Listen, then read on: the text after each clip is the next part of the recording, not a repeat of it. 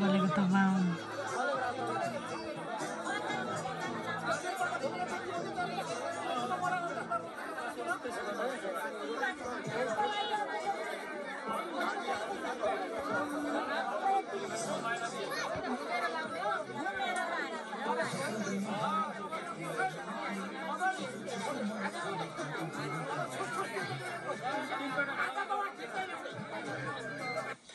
बेहुलाले बेहुलीलाई जग्गे बसेकै थानमा सिन्दुर लगाइदिए।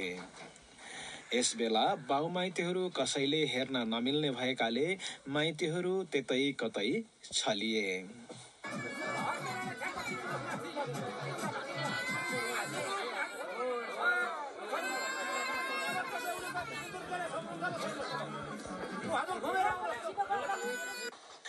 सिन्दुर पोते सिद्धिएपछि कार्य भने सम्धि सम्धिको चिन्जान गर्नु अर्थात् ढोकभेट कार्य हुने रहेछ।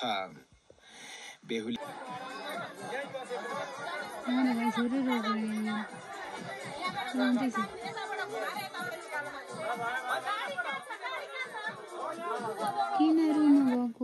हतारमा सबै कर्महरू भइरहेको थियो।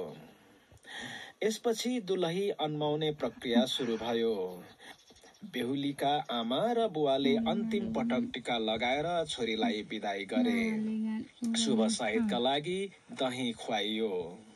यसपछि दुलहा दुलहीलाई अन्तिम बिदाई स्वरूप माइतीहरूले ढाडमा बोकेर छोरी अन्माए।